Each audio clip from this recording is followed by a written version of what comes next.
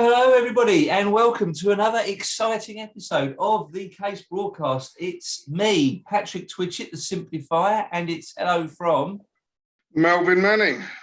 And it's hello from our guest today, Matthew Turner. Hello, thank you too. Real pleasure being here. I'm excited to have this conversation. Yeah, it's good to have you with us. Good to have you with us, definitely. So, Matthew's going to speak to us today about one of my favourite topics, really, which is work-life balance and a little bit around the hustle culture that we often hear. People liking to brag how many hours they're working every day, and actually it's not all about work.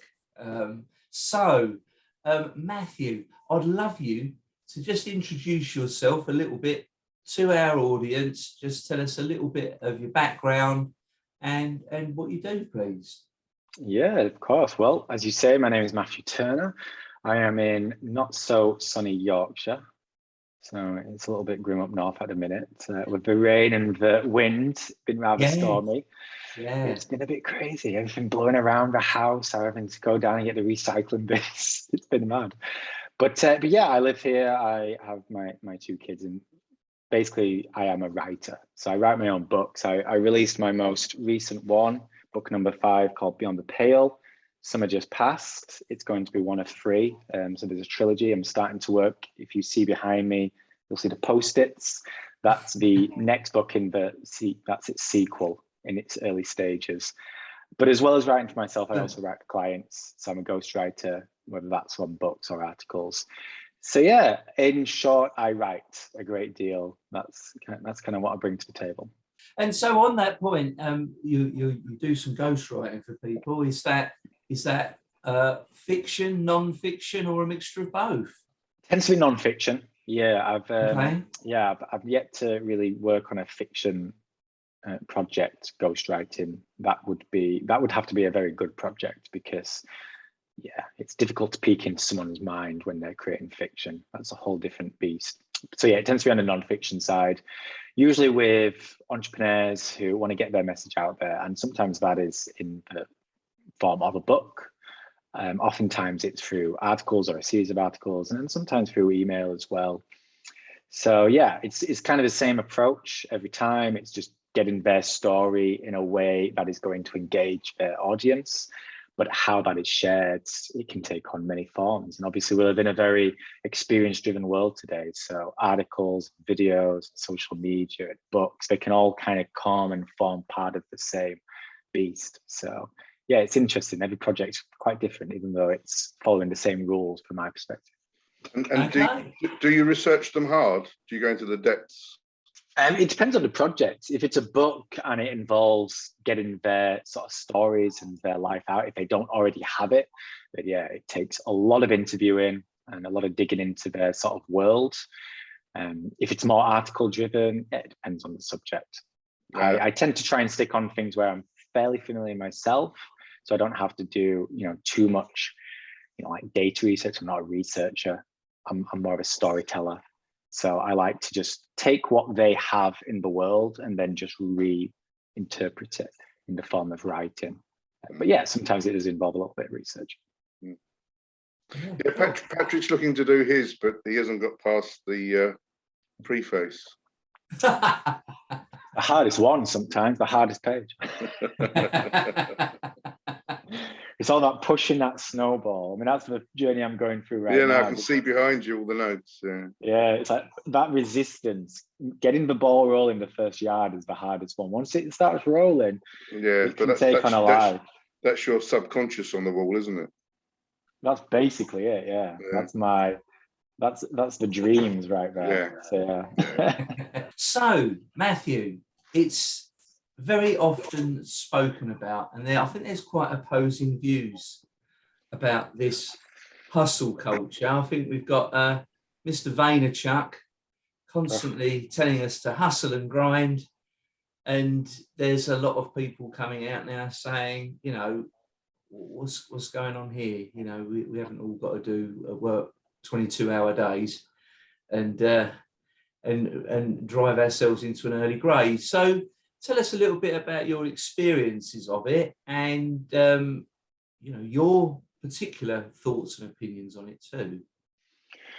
Yeah, well, I've never really been an advocate of this whole hustle culture. I've never been someone who's advocated or, worn working 12, 15-hour days as a badge of honor. So I've never been like a Gary Vee follower.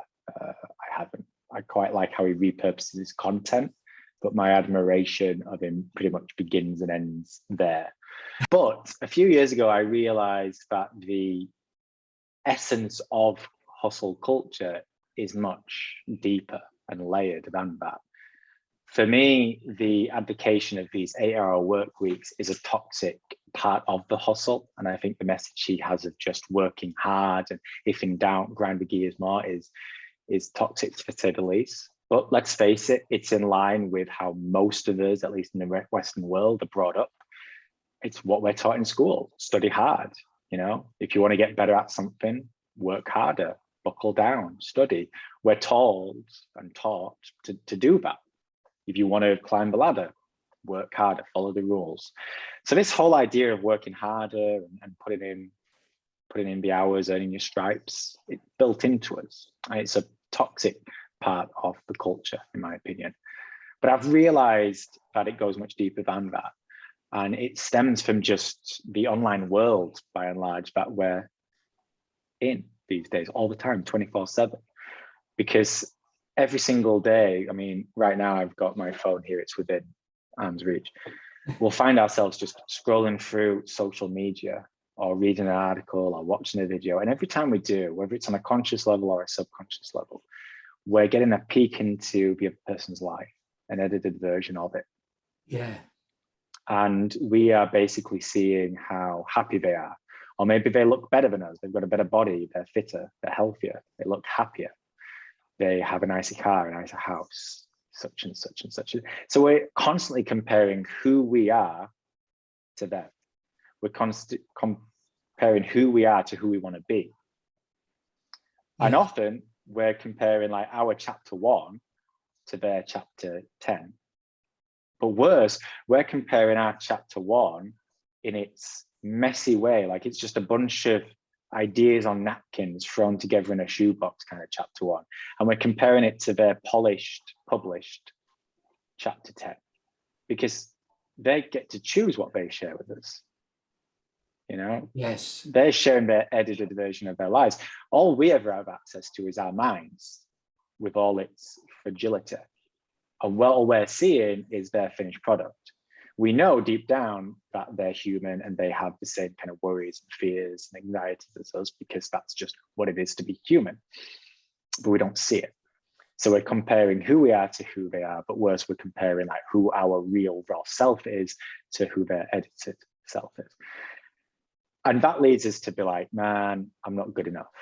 Man, I'm not working hard enough. Man, I want what they have. So maybe I should follow their thing. And that leads us to get onto the latest platform. So we joined TikTok because why not? Maybe that's got the answer.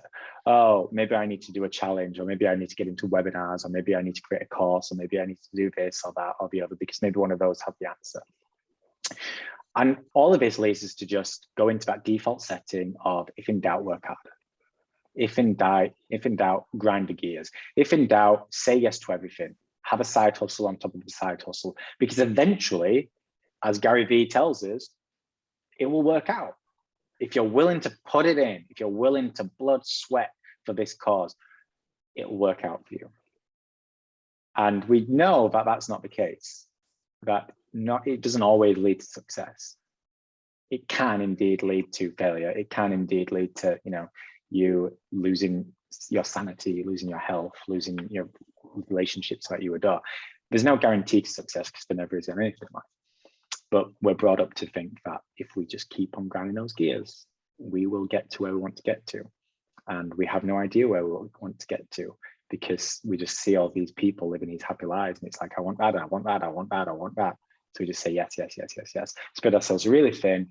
And this is the world that we live in. And it's really difficult to escape it, because when we feel insecure like that, where do we tend to go? Social media. Just mindlessly kind of numb ourselves, which feeds it even more. And it's a vicious cycle. And for me, that's the real sort of hustle culture right there. It's the whole umbrella. It's not just this idea of working 8-hour weeks. It's not just this idea of burning a midnight oil. That's a toxic part of it, but it only plays a single role within it. Yeah, yeah, and I think, you know, a lot of successful people have expressed that that's how they've made it big. I know James Brown, and we're going back a few years now, but James Brown was always famously spoken about as the hardest working man in the industry. He would throw in the hours, and again, you know, there's a lot of cultural issues at the time. You know, he was a black singer, you know, pushing against that racism. So, you know, he did have to put in that time. Will Smith again will forever say that, you know, he will put more time in and more hours in. Arnold Schwarzenegger says sleep faster, I think was one of his slogans. So there is a lot of messaging out there from people that are successful. So there's an element of it that people that have made it are saying, this is how I've made it. So where can we get people to differentiate in their minds and pull themselves and retract themselves away from that stereotype? Yeah, well, it's not even about necessarily getting away from that stereotype. It's just an appreciation that you are a unique individual. And what matters more than anything is you defining what success looks like to you. And it's not about the money. It's not about the fame. It could be. But the point is, you've got to start asking the right questions rather than just searching for answers. And this is the problem. It's something that I talk about in Beyond the Pale with one of the people that I interviewed for it. We throw out broad questions to the world in the hope of getting the answer. And it just doesn't work like that. It's like hoping you win the lottery. Until you start asking the right questions, you're likely not going to get the quote unquote right answers. So when we're constantly comparing ourselves to others and just throwing stuff out there, like saying yes to this, yes to this, yes to that, in hope, we're hoping someone or something will give us the answer without taking the time to figure out what question we should be asking. Yeah. So you mentioned someone like Will Smith, for instance. Yeah, he's a really hard worker, but I imagine he's very, very dialed in on what success means to him. You know, he probably still has this idea of whole life balance where he involves his family. You know, he's pursuing his version of success, but not at the expense of everything. Yeah. So when I talk about anti-hustle, it has nothing to do with being like anti-hard work. If you want to work 80-hour weeks, that is absolutely fine. I don't think that is bad per se, because some people, they need less sleep than others. Some people like to wake up early at 6 o'clock and they like to get their work done, and they're capable of working 5-6 hours and doing like their core work. And they're a people person. You know, they might be then working until midnight, meetings and socializing and networking, and that fuels them. That's like topping them up. So yeah, they're saying like, all I do is work. You know, I wake up at 6 and I go to bed at midnight, and I only need 5 or 6 hours a week and they're working. But a lot of that work might be doing things in a social setting which fuels them. Yeah. That would exhaust me. I'm not that person. I'm more introverted, you know? After I've had some work, I need me time. If I've been around people for 3 or 4 hours in a busy setting, I need some me time the next day because I'm exhausted. Like on the back end of Christmas, I needed like a holiday because it just taps me out. So if I'm comparing myself to an extrovert, which I imagine someone like Will Smith, for instance, is, and I imagine someone like James Brown Waits, for instance, yeah, you know, I'm comparing my personality to theirs. And they might say, yeah, I'm the hardest person going. But I don't know that when they're networking and around people till 1 o'clock in the morning, that's actually like a form of meditation for them, because that's how they get off. That's what they feel. They love being around people. And if they're on their own, they're feeling lost.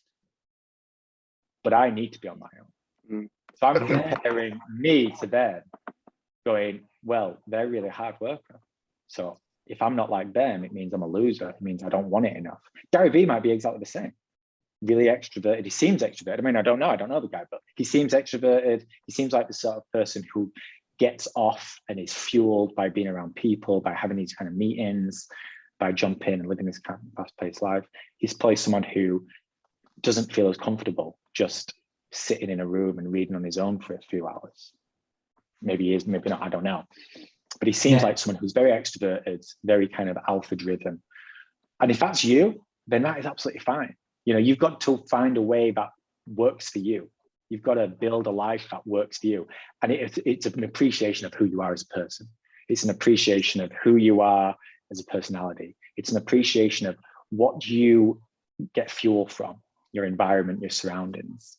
Some people are better. I just had an interview before this idea came up. Like some people are better in the winter, you know, they actually like the cold weather. Some people really struggle like I do in the winter, but they're more fueled in the summer months. So it's an appreciation of who you are as an individual, what your body needs, what your mind needs, what your personality needs, and building your life around that rather than saying, I'm bad for being an introvert. And if I want to succeed in this world, I need to kid myself into being an extrovert and working 15 hours a day and being around all these people, knowing that it's hurting you, but doing it anyway because you feel like it's the only way. Yeah.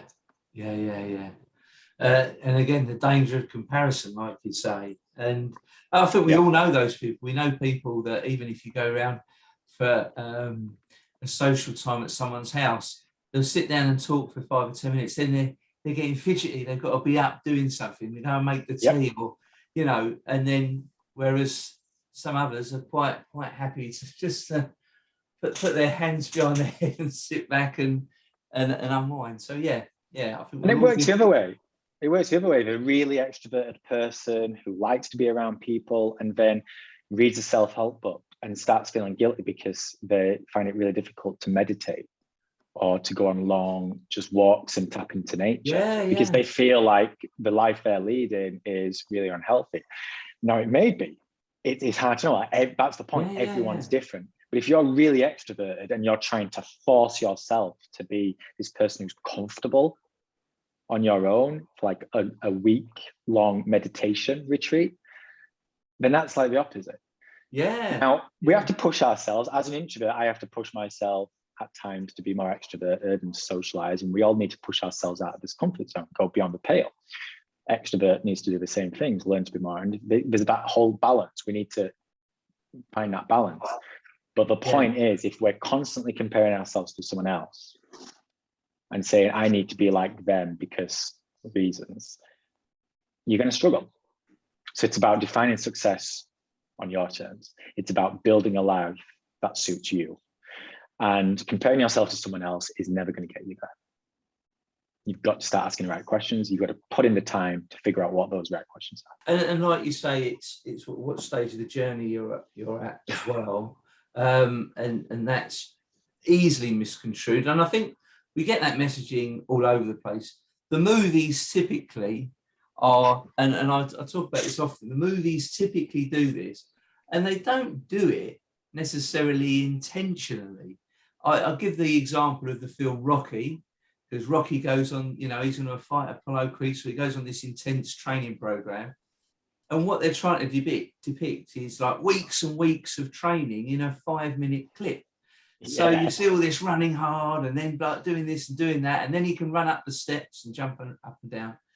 And the mind is sort of translating this subconsciously. Oh, you know, it's a 5-minute wonder job, you know. But actually it's trying to depict that the guy has spent weeks and weeks and weeks constantly training and working hard. And I think, you know, subconsciously, a lot of this messaging goes on, doesn't it? It's a great point, the mighty montage. And social media is like, that's like just a nice definition of it. It's a montage of people's lives. You know, we're just seeing like these finished, edited processes. And instead of seeing how it's worked out over a week or a month, it's like we're seeing the before and after picture. And we see that it says like one is saying 2019 and here I am 3 years later, 2021, you know, and there's difference. But all we're seeing is like, wow, this person went from this to that. And the pictures are side by side. So it must have just happened like 5 minutes ago. So it is difficult, and it's hard. Like, we constantly are just doing this on a subconscious level. Like, oh wow, this person went from being overweight to like trimmed, and in our minds we're just seeing it's this instant transformation, even though intellectually we know it's taken 3 years, and they'll have been going to the gym 3 or 4 times a week, and it was probably hard, and they probably like fell short at times, and put on weight and lost track when they were ill or around Christmas, but we don't see it. And we just feel like, wow, this person is super disciplined. They must have done it without any hardship. They must have done it without failing, no wrong turns. They're better than me. I'm a lazy fat bum. I hate myself. What do I need to do? Oh, I need to work harder. Oh, I need to do this new diet, this new thing. And it is toxic. And these are the kind of conversations we have with ourselves. On the other interview I was having, we talked about this as well, that if we had the conversations we have with ourselves with someone else, like the outside world would just see it like this narcissistic, gaslighting son of a gun. The conversations we have ourselves on a subconscious level are just mean. They're just toxic. They're abusive. And it's social media and the online world, and just being around all these people getting these edited versions of our lives just feeds that. It can be very dangerous. And I mean, looking at social media now, there is a minority of people now that are pushing this message of transparency and saying, these are the problems I had, these are the failures I've had, these are the mistakes I've made. And people are actually really being drawn to that now, because it's absolutely very genuine, isn't it? And it's good to see, and it's needed. It's lost in the vacuum of perfection, but it is happening, and it's fantastic. And when I see like a popular influencer, sharing unfiltered pictures and sharing their like real story, I love to see it, because it just shows their followers that I'm human too, like you might be seeing my polished chapter 20, but in a way, like I'm still working on my first draft. And I'm also comparing myself to someone who's got a polished chapter 20. And we need to see more of that. Yeah, definitely.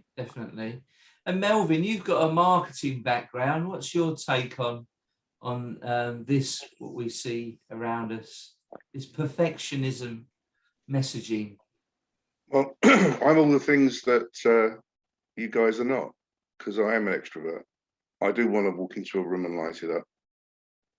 I do want to make a difference. What I'm curious about, let's forget about what I am. So from your point of view, Matthew, you talked earlier about what does success look like. We've got listeners out there that might like to know, how do you find out what success is, and how do you identify what success looks like? What are the markers? And obviously, how do you drill down to find out what are those success points, so you can make a decision as to where success is?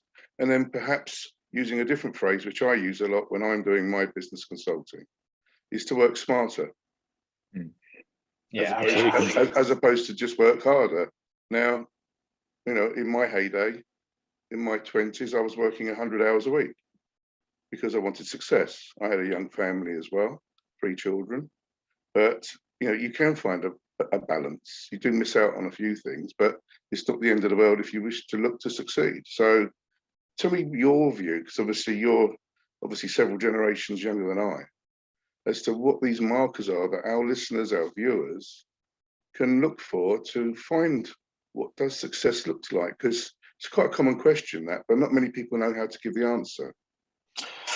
It's it's a tough one. I think there's 2 markers to put down first. The first one is that there's no right or wrong. The whole point is that you need to define what success is for you. So it's going to be completely different. Your definition of success is going to be different to mine, different to Melvin's. It's just that's how it is. The other point is that it's not set in stone.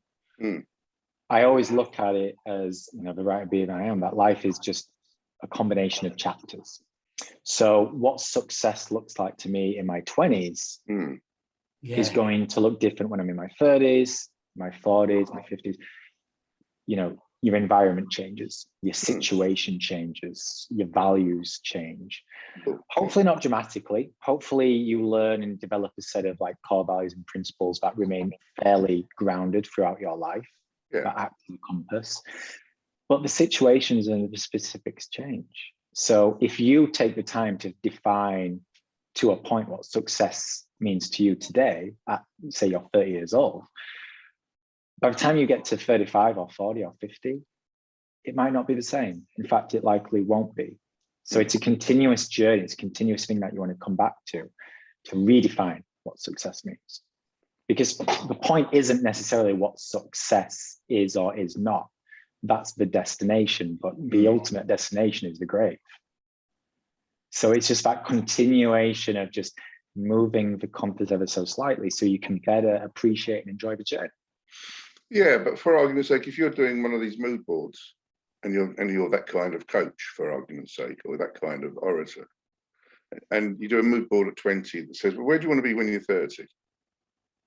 And you want a 3-bedroom house, you want 2 kids, you want to have a couple of holidays a year, you want a business that's basically starting from nothing, and you might want to have a £250,000 turnover, etc., etc. And obviously you then review that at 30, you've obviously made some of those achievements, and then you obviously rework the board. Now, is that what a regular person should be, let's say, making considerations for? Because it's got aspirations in it, it's got learning curves in it, etc. Is that where you're coming from? It can help. It can help. Different people are different person. I mean, for me, anything like a mood board, it's just, it becomes part of both the business and personal growth cycle. Like we should all be setting some form of goals. You know, we have to appreciate that it's not just black and white.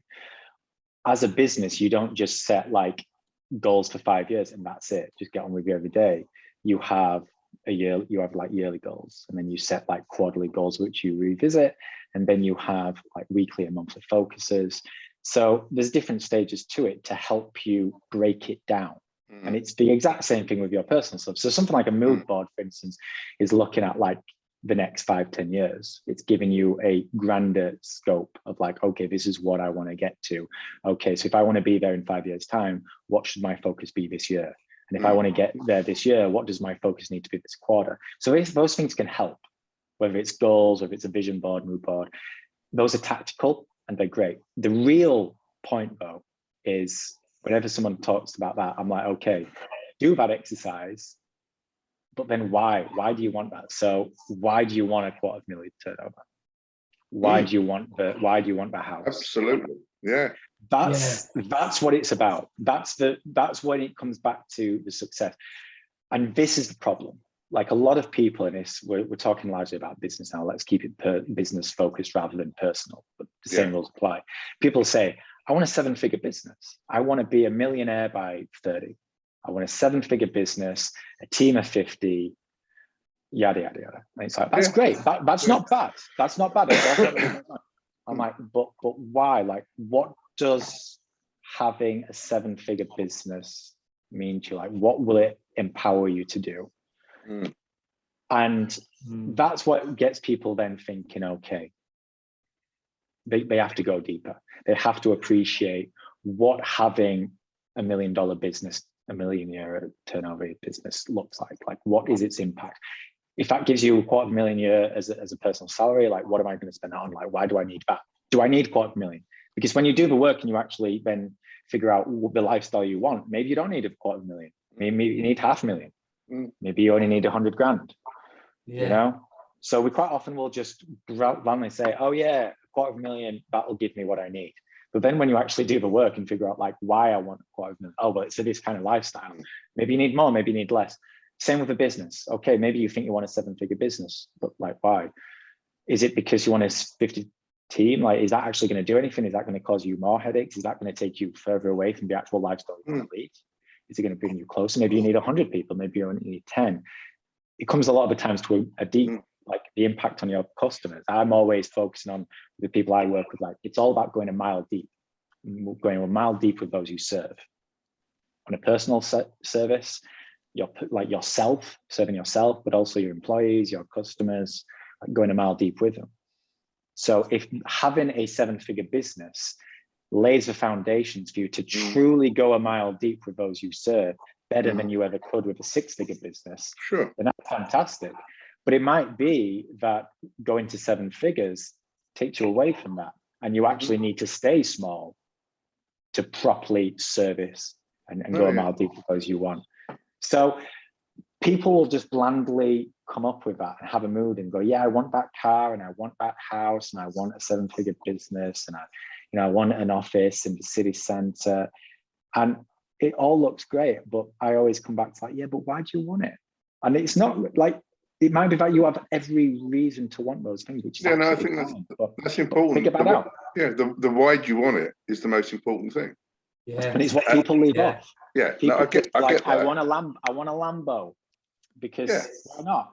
That means I'm successful, and I'll be just like, that doesn't mean successful. Like you've got to define what success is. Like if we're going to talk about it, like as a word, success, right? Let's put it around like really what it means is it's purpose. It's about giving your life purpose, okay? Success is that carrot at the end of the stick, which if you live your life properly, you never attain because it changes throughout. But if you constantly do that and understand what success means, it ultimately, the byproduct of chasing that means that you give your life meaning, you give it purpose. And that's what it's all about. And that's good advice. Yes. Well, I'm glad you think. Yes, spot on. Well, no, this is what this is all about. These podcasts, what we try and do with Case Mastermind, with the people that are our viewers, listeners, people that come and visit us at our meetings, it's all about giving them something additional, useful, heartfelt, but professional information that can help them with making the decisions that take them to their next step. And we don't want people jumping 2 or 3 steps unless obviously they can. So this is gentle, literally move slowly. Don't start knee jerking. Let's have think about what you're doing. There's always other remedies, other situations, because Mastermind is all about helping. Yeah. We're not a networking organization. We want to just basically bring people in to talk like we are now and get whatever it is off their chest so that we can then mull it all over as a group and try and put purpose to it. Yeah, and I'll give people a bit of a peek into like my version of success to hopefully kind of illustrate it. Right now I'm 37. I have a 9-year-old. Well, he's going to turn 9 in about a week, and a little girl who's just turned 4. My definition of success right now, and it's something which I need to revisit again soon, because I said this a few years ago, but it is basically to be financially free. Not financially free in the sense that I can just pay for anything. When I talk about financial freedom, the carrot at the end of my current stick is this idea where I don't need to think about money on a daily basis. I get to a point where I've got enough where I know that I'm able to cover everything I need to cover, all the various different buckets, but also that I'm not yearning for it for the sake of it. But I'll have to still do my projections, do my bookkeeping, have conversations with my accountant, but in the everyday, finances just don't play on my mind. I'm not there, but that's kind of like the success. The byproduct of doing that and constantly trying to build that life with everything else I do, with the little goals I set, is to just give my life greater purpose, greater meaning, greater presence. Because I'm constantly thinking, right, it's not just about making money and more money. It's about making enough money so I don't have to worry about it, but constantly reminding myself that I shouldn't yearn for it for the sake of it. And I've got ideas of what that means in terms of turnover and goals to kind of get me through the year and quarter and such.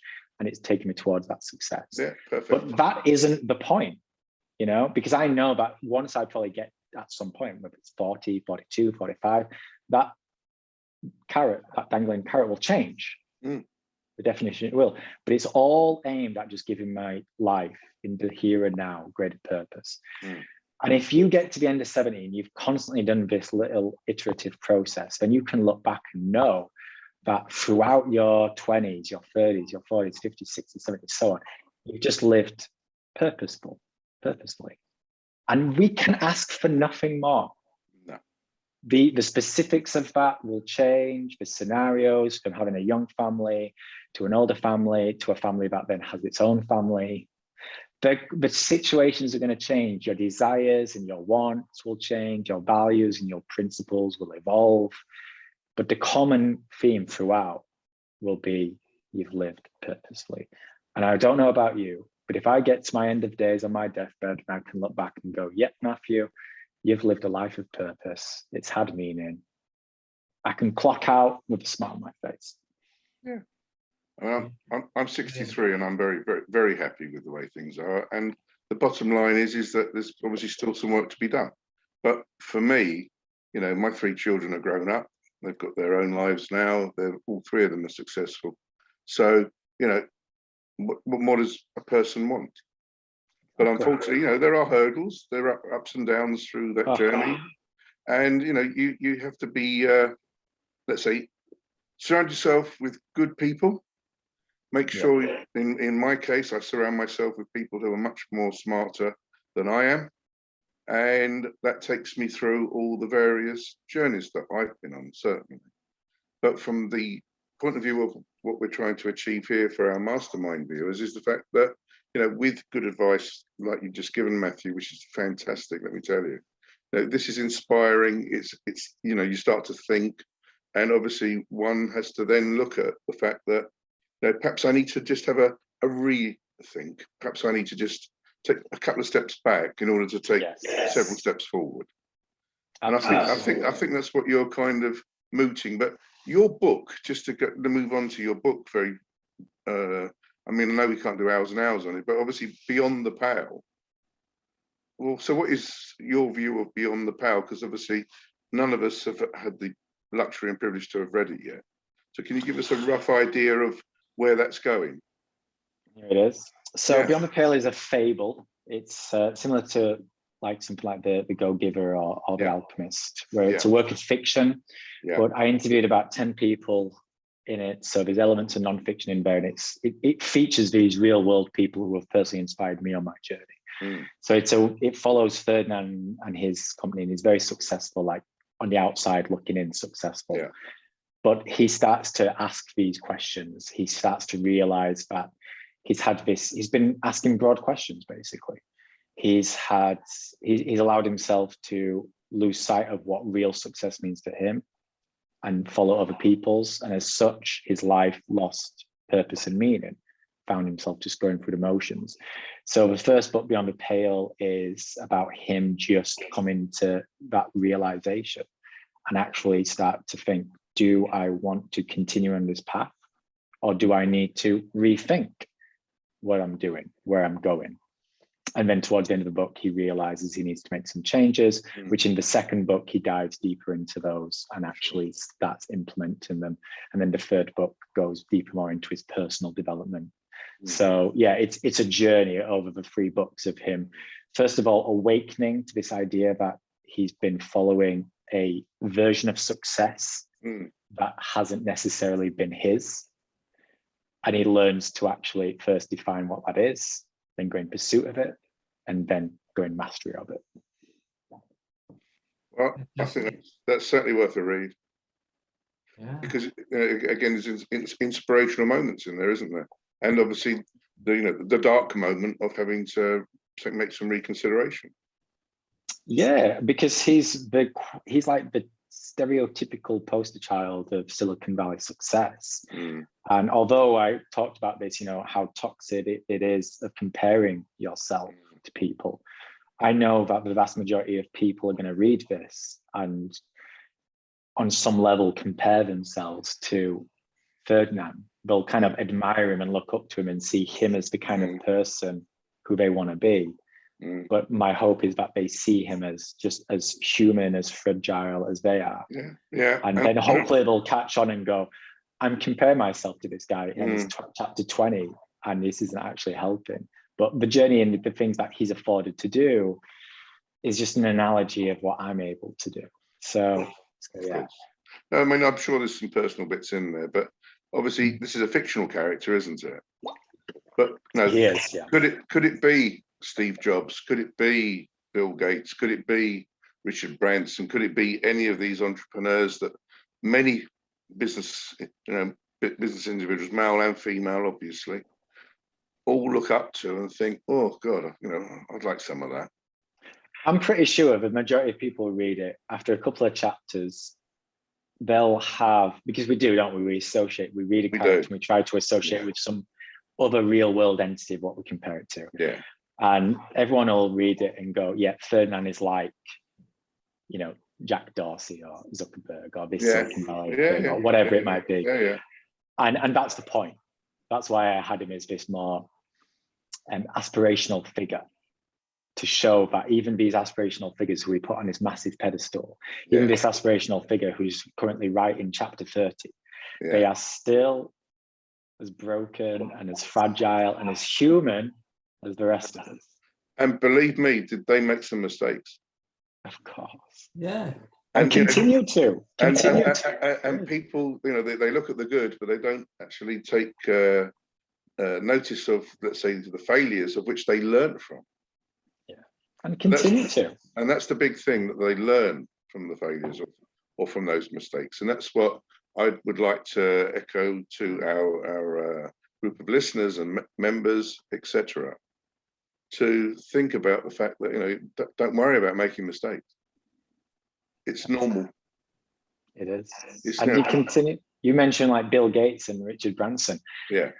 All the experience, they're certainly going to be making far better decisions now than when they were 20, because that's called growth. But they're still human today, even in their wise age. Yeah. And they'll still make mistakes. Yeah, but even that's just part of it.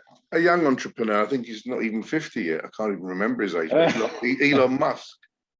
Yeah. I mean, exactly. He's a phenomenon, as in, the risk that he's been able to take and the support he's had on that risk. But, that takes some doing. I mean, not many people are going to have that ability. So, don't over egg yourself, is my view. And just do what you feel you're capable of. Just do you. Yeah, and I think we've spoke on comparison before, and contentment comes from comparing yourself to someone who's more or less fortunate than you, because you can soon walk around the streets of India and you can feel extremely contented within a very short period of time, can't you? Well, and an add-on to that, and I wrote about this recently. Quite often we'll compare ourselves to ourselves, but we compare ourselves to who we want to be. So it's like, even though I'm here right now and I'm not happy because I want to be this guy, one of the best things I think we can do is compare who we are now compared to who we were a little while ago, and appreciate the progress that we've made and the journey we've been on the last 6 months, the last year, the last 5 years. All we do our entire life, like literally and figuratively, is grow and progress. It's all we do. And sometimes one of the best things we can just do to put ourselves into perspective, be grateful and appreciative of what we have compared to someone in other countries and someone further down the road. But just like, how far have I come? Like, who am I today compared to who I was 5 years ago? I have achieved goals. I have grown in this area and that. I've become more, whether that's in a business sense or a personal sense, and just be proud of that. Whether it's a lot of progress or a little, just be proud and you talk about content with the progress we've made. And that's a nice little grounding exercise. If you're in doubt and you find it hard, just take a few minutes to be like, how far have I come the last 6 months, the last year, last week or two? And a lot of times you can be like, yeah, I'm doing all right. Yeah. It's not to take away that I've got a vision and I'm ambitious and I want to go further, but yeah, I'm doing okay. Let's just pat myself on the back and let's then carry on. And that brings us back to, I mean, maybe I was a bit old-fashioned talking about mood boards and things like that. But at the end of the day, in whatever the modern way of doing things might be in this day and age, if people are forever reflective and reviewing on not an everyday basis, but on a now and then basis, I think that the learning curve is going to be that much better for everyone. And I think lessons can be learned so long as people don't keep going back to their old habits. Yeah, it's the best. You say it there. One of the best things we can do as people, it doesn't matter where you are in your journey, what your goal, what your definition of success is, reflect and review. We're constantly living in tomorrow. We're constantly setting goals, but don't take the time to reflect and review on the ones we set. We're just moving on to the next thing, and again, this is part of a hustle culture. We're constantly moving on to the next task, because we just have this to-do list that never ends. So we're just moving on to the next. Yeah. If we give ourselves permission to reflect and review, on micro scales, like daily, like in the evening, just reflect and review on the day. Yeah. But then, you know, on a more macro level, whether it's every quarter, 6 months, year, whatever it might be. Like I say, there's different levels into a business. Of course. You set yearly goals into quarterly. But don't just set them. Yeah. Give yourself time to reflect and review on the ones you set. Sure. And be like, I'm doing all right. Yeah. I mean, you'll do yours over a glass of wine, and probably I'll do mine over a Horlicks. But the fact of the matter is that, you know, no matter where you are in your life journey, and as I say, there's a big void between us, you know, as people. It's the same thing, you just do it differently. Exactly. And you never should stop, and you should never stop doing it. No. As I said, that's where I sit anyway. Absolutely. If we talk about like success, like if you do it right, you never reach it, because you're constantly taking the time to reflect and review and be like, okay, where am I going next? Not in like a never feeling settled and constantly wanting to just push, but you're giving yourself the time to reflect and review. Okay, I'm doing well. All right, keep going. What next? What now? And if you keep doing that, eventually you get to the point where you have no more days. You can look back and go, I have lived a life of purpose. Go me. Yeah. So when you're writing a chapter of your next novel, does the first thing you've written go in, or do you review it several times? My writing process is, I tend to, the book tends to be split up into different like little sections. Some are bigger than others, but usually I can break in my mind, and like, this is like a nice little section. It might be like 4 or 5 chapters. So I'll just write them very individually and move on. But then before then moving on into the next section, I'll like go back to that little section, read through it just to try and tighten it up, to remind myself of kind of what happened in, you know, the first chapter before moving on to the next section, and then rinse and repeat. Well, there's a lesson there, isn't there? Yeah. That's brilliant. Hopefully those listening and watching all kind of. Well, no, listen, we'll obviously make sure the message gets across, but that's such an important point, that, you know, in reflection. So you're doing it in review to some extent, whichever the case may be, however you want to look at it. But obviously, you still got to segue, and you've got to obviously produce the interlinking parts that draw it all together. And this is why in business you'll have like you'll do your big yearly vision in January, but you'll break it down into quarterly goals, and then you'll break it down into monthly goals. And the point is that then each day, week, month, quarter, year, you're giving yourself the time to not only just set more goals, but reflect and review, see where you've gone. And then that also gives you the power to iterate, move. Indeed, and obviously it also gives you the power to improve. So thank you very much, Matthew. You've really shared some great points today, and I think everyone's dived in with some good thoughts and opinions there. And I thought it was fantastic, Patrick, because I couldn't work out why we were here at the beginning. And I'm thinking, what are we going to talk about? we found a few rabbit holes to go. I thought Matthew, brilliant, absolutely inspiring, detailed guidance. It just contained everything. So thank you very much for that. Yeah. Well, you're welcome, and thank you for having me. Matthew, if anyone has been that inspired today, now I know you've got your book. I'm going to ask you a quick question. You've done your physical written book. Have you as yet produced an audio book? It's very close. It should be ready anytime, actually. It's with the narrator right now. And I think the last I checked, he was pretty close to the end, like last 4 or 5 chapters. So I don't have an exact date when the audio book will be on Audible and the like. but probably, I mean, right now we're recording this 1st of Feb. I'm expecting it'll be ready by the middle of February. It should be. So yeah, then it'll be ready, digital, audio, and paperback. Excellent. So anyone that would like to get hold of you, Matthew, what is the best way for people to get in touch with you? Of course. It is, the best site is beyondbook.co. So that's beyondbook.co. There you can download the first few chapters of the book for free to get a sample of it, see if it's the kind of book you'd like to read. And then it links to all the paid where you can buy it, basically. There's also links to my Facebook, Instagram, email. So if you have any questions, anything that you've listened to here, it's quite pertinent and you'd like to get in touch, please do. It would be fantastic to have a chat. So yeah, beyondbook.co. Excellent. And can I ask an additional question to that? If I want to buy your book, where can I go and buy it?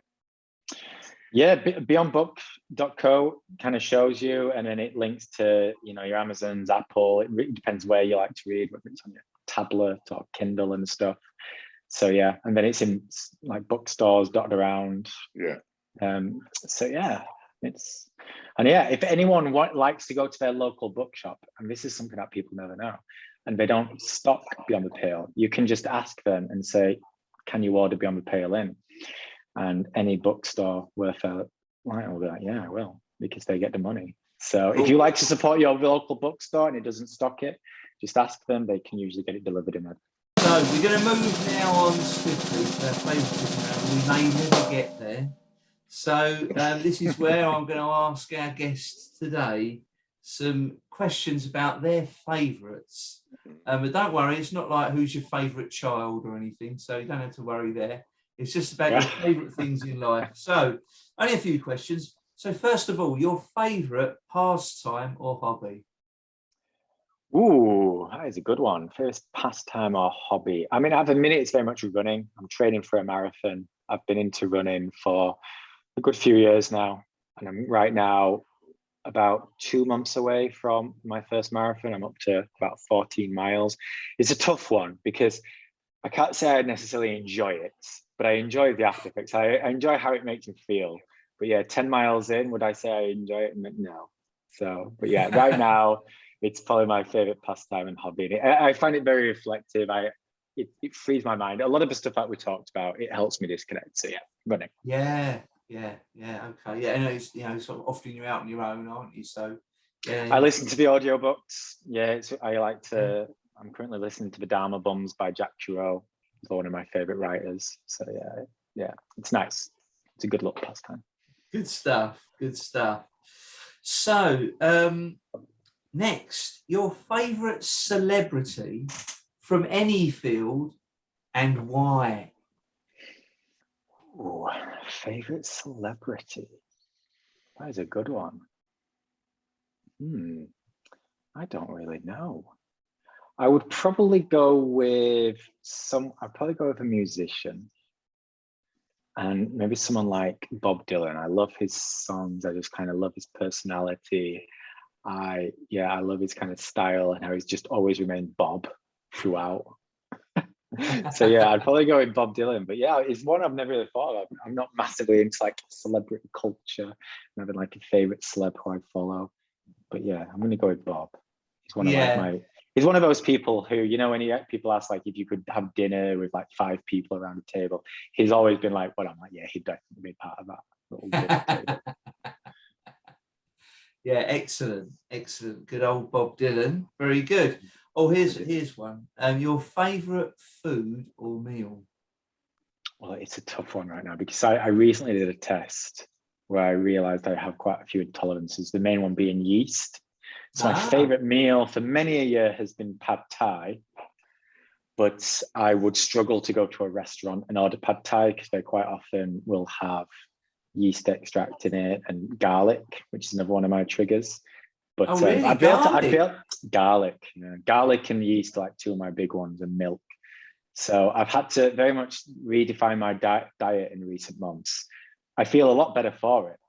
But yeah, it's removed a few of my favorite dishes. So I could have pad thai. I'd have to make it myself. There'd probably still a way to do it. but it was always like my go-to, the local Thai place just down the road for a bit of a, I wouldn't say healthy takeout, but it was one of the healthier ones. But yeah, I love pad Thai, but it's been a while since I've had it. Oh, so you're lactose intolerant as well, are you? Not lactose, no. It's just dairy, it's milk. So I can have a bit of dairy, but it's milk. Oh, okay. I can have some dairy depending on whether it's milk based. Like I could have goat's cheese, for instance, and goat's milk, but not cow. You can have soya. Soy is fine, yeah. Endlessly, Soya. Yeah. Good with soya. Yeah. Yeah, because I developed lactose intolerance in the last couple of years, and it's really odd when you go out to restaurants and you find out that, like, I'll give you an example. The restaurant Ask for tolerances is absolutely brilliant. If you speak to them there, they've got. Oh, really? Yeah, they've got all different menus. So if you gluten intolerant, they've got a menu for gluten intolerance. It's really they're really prepared. And then you go to other places and they're like, what? What's that? Like, we just put it in the microwave. They normally point him to the gents. Yeah, it's like you'll be washing it down with some beers. You'll be feeling rough anyway, so don't worry about it. And that's another thing. You do actually find out a lot of these restaurants, especially the big brands, that are quite universal. And you go, oh well, can't you just take that out? Oh no, it's all pre-prepared. Yeah. And you're like, really? Oh, right, okay. So yeah, here I was thinking it was all homemade. Yeah, all the chefs are out there knocking it all up from scratch. No, it's not. So yeah, that's quite enlightening actually. Okay, all right, so pad Thai. So here you go, some of my more favorites here. Where's your favorite cartoon? Ooh, that's a good one. Growing up, it was probably a mixture of Teenage Mutant Ninja Turtles and Thundercats. They were like my two staples when I was a kid. Yeah. Thundercats. What was it? There was a point. Was it Snarf in Thundercats? Yeah, Snarf. There was a point where I always wanted to have my hair a little stuck up because of like Lionel from Thundercats. So I'd always have to I always wanted the bed head. I was like, no, I want the hair stuck up. Stop wetting it down more. I want it up. I want to be like Lionel. Let's do the old sugar water like the Sex Pistols. Yeah. Love it. So what was it? It was Thundercats and Teenage Mutant Ninja Turtles. Yeah, my favorite color is purple, and it was because of Donatello. He was my favorite turtle. He was the purple one, and it stuck. So to this day, purple is very much on brand for me. Very good. Love it. Right, here we go. What is your favorite film? I've got 5. I've never been able to do a film. So I've got 5 because I like my movies. I'm big. I mean, if I was to choose one umbrella, it's Star Wars. I'm a bit of a Star Wars geek. So Melvin, what more can I say? So that's kind of there. That's just like my umbrella. If you just want one, it's just like Star Wars, and it's just like the entire canon. But yeah, as individual films, I've got 5, which is Garden State Brick, Clerks, Big Lebowski, and Zoolander. They were like my 5 all time. If I ever in doubt, just put those on, put a smile on my face. Okay, that's cool. So I've got to ask you, what is your most favourite Star Wars film of the entire franchise? That's got to be a really important question. Most important question of the broadcast, really. I mean, probably Empire Strikes Back if I had to choose one. It's just so good. New Hope would be up there. And I've got to say, as just a standalone film, which is just fantastic from a storytelling point of view, I really, really, really love Rogue One. It's probably one of the best sort of new films. Not The Mandalorian.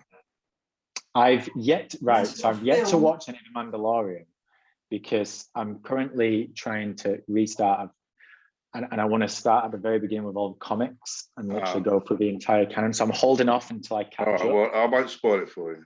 Yeah, please don't. Yeah. And Patrick and I are big Star Wars. Are you? Patrick bigger than me because my big passion is for Star Trek. So you know, I cross over. Okay. Yeah. We find common ground there. I'm a Trekkie as well as Star Wars, but you're more Trekkie, and we're not like typical Star Wars nerd and Trekkie nerd where they like, you know, hate each other. It's like you've come together. Come together to love.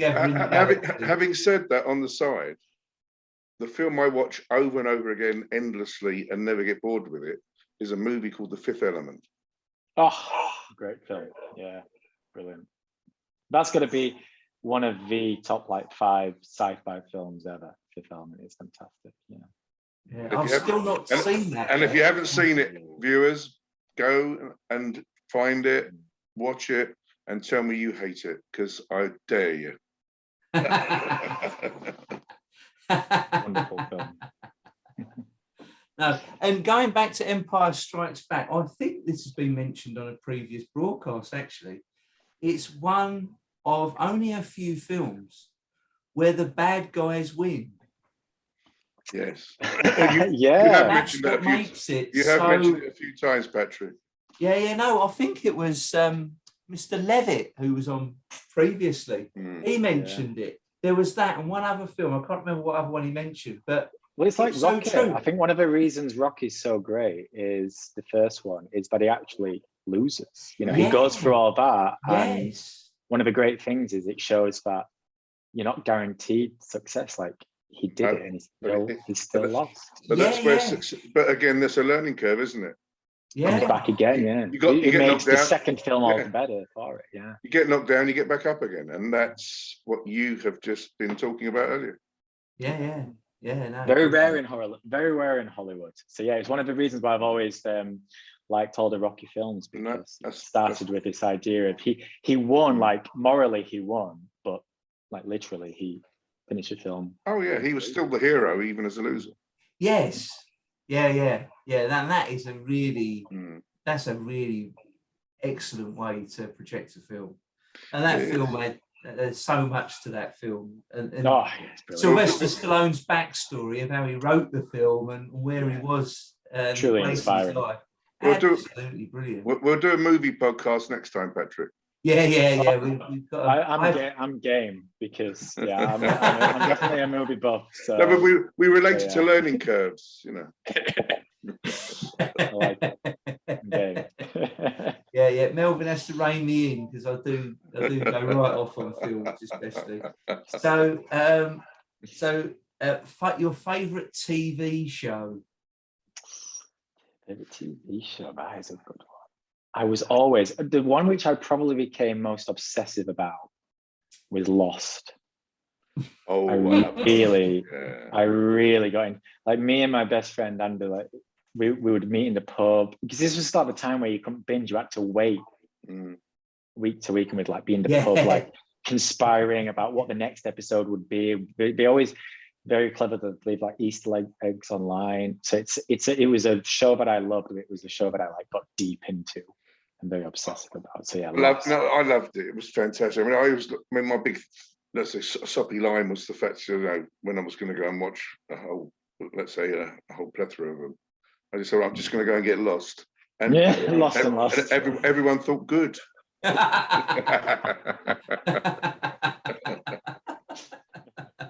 But now, so guys, you've both seen that, and so you've had to endure. I believe it was 100 episodes or thereabout for the entire. A bit more.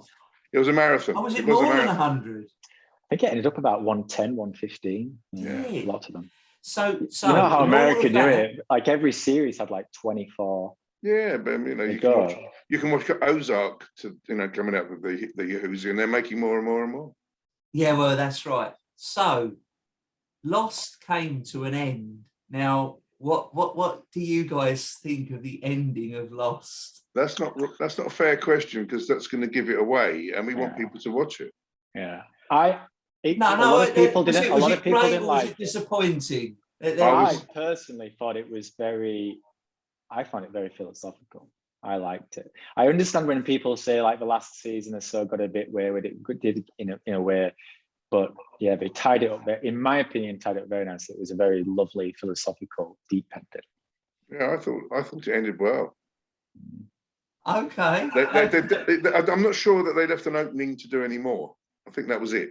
No, Yeah, that absolutely. was. Which I loved about it. They very much closed it, and it was like, that's all, folks. I like Well, that. it made it into a loop, didn't it? Which was a bit like that extremely disappointing film of the monkey that the monkeys made back in the 60s. Yeah, but it's, you know, Yeah. That was the end of their career, wasn't it? That film. Yeah. Directed by Jack Nicholson of all people, wasn't it? So, Yes. Was it really? Yeah, Jack Nicholson. His first ever real film he directed was a complete flop. But you know, they have been known to bring people back from the dead, like with The Matrix recently and things like that. So you know, you never know with the Americans. Well, no, that's right. Now, absolutely. Yeah. does anyone know the lottery story from Lost? The lottery story. You don't know the oh right. So you know there was the numbers in Lost, don't you? The unlucky numbers. That guy was like paranoid about these numbers when he won the lottery. Everything went wrong. So I said one day, I wonder. I think I might do those numbers for the lottery and see what happens. Well, it's your story. Oh, no, well, it's sort of not really, because I then Googled it, and what happened was that thousands of other Americans had the same idea. So everyone was doing these numbers. So it came up in the lottery in America. And because of Lost, so many people had used those numbers that when the prize was like $10 million, it worked out there were so many people that had done it. They only got like a few $1,000s each. So it was like the whole irony was that it was extremely unlucky. So yeah, that's actually a true story. Wow. I didn't know.